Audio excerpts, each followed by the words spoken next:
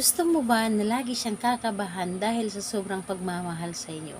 Gamit lamang ang isang kandila at kanyang larawan kahit na yung larawan niya na nasa loob lamang ng inyong cellphone. Hello mga guys, kumusta kayo? Panibagong araw, panibagong video na naman tayo, and sa araw na ito ay isa na namang video ang aking tuturo sa inyo na simpleng gabay in simpleng pamamaraan na makakatulong sa atin. At bago ang lahat, gusto ko lang ma-disclaimer sa mga taong hindi naniniwala at hindi gusto ang mga kagaya nitong video. Please skip this video and maghanap kayo ng videos na gustong gusto nyo, dahil ang video na ito ay para lamang ito sa mga taong naniniwala and gusto mag-try. And shoutout muna kay Miss Arlene Similia. Hello po, and salamat po sa laging pagsusubaybay sa inyo or sa akin po. Salamat po, maraming salamat po. And ayun po, dito po is pwede itong gawin sa parehas sa angkasarian, babae ito babae and lalaki ito lalaki. And syempre naman sa ating babae at lalaki na mag-partner. And ayun po, dito is kailangan lamang natin ng ating gagamitin. Sa naibanggit ko na is kailangan natin ng kandila at kanyang larawan lamang. And ito lamang ang ating dapat na ihanda, and syempre naman ang ating panindi. And kapag ready na yung ating naibanggit na gagamitin, kailangan mo lamang dito i-ready ang inyong sarili. I-ready mo ang inyong sarili na kailangan. Alam mo sa iyong sarili na gustong-gusto mo itong gawin, na para bang hinihila ka na gawin mo ito, and kailangan na buo ang loob mo sa paggawa ng isang ritual, and kailangan na hindi ka nagdududa.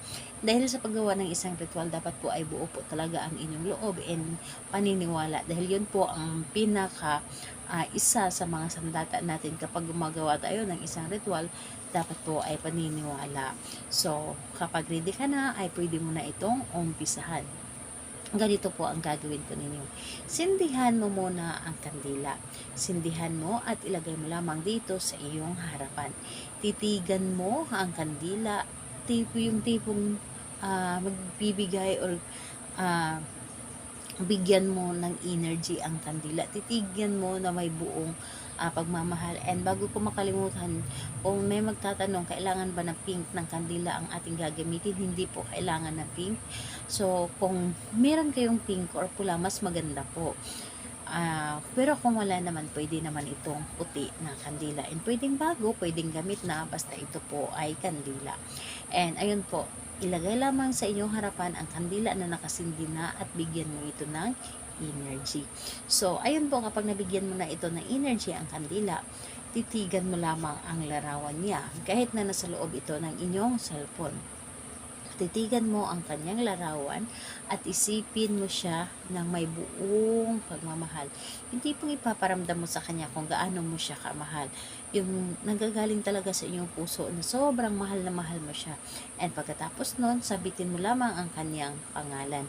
Pangalan niya, apelyido, lagi kang kakabahan dahil sa sobrang mong pagmamahal sa akin. 3 ulit lamang po ang pagkasambit nito. Pangalan, apelyido, lagi kang kakabahan dahil sa sobrang mong pagmamahal sa akin. Yun po ang inyong sasabihin habang nakatitig dito sa kanyang larawan. And ayun po, pagkatapos nun, and mas maganda na halikan mo ang kanyang larawan pagkatapos mong sabihin ang lahat. And dapat po kiniklaim mo talaga sa inyong sarili and positive ka. Dapat kapag tayo ay gumagawa ng isang ritual, positive tayo. And wag na wag mong hahaluan ng negatibo ang inyong pag-iisip. So, ayun po, isasanay po ninyo ang inyong sarili na lagi kayong positive. So, ayun po, kapag tayo po talaga, kasi kapag positive tayong tao, kadalasan yung mga gustuhin natin ay laging nangyayari. Yun po ang mangyayari kapag tayo ay positive na tao. So, kailan ito pwedeng gawin? Gawin ito sa kahit anong araw at oras. Pwede po dahil napaka-effective nito. Gawin po ninyo, talagang hindi makatulog ang inyong target and kakabahan siya palagi dahil ikaw lamang ang lagi niyang iniisip. So, ayun po. Yun lamang po. Salamat po sa inyo. Bye-bye everyone. God bless us all.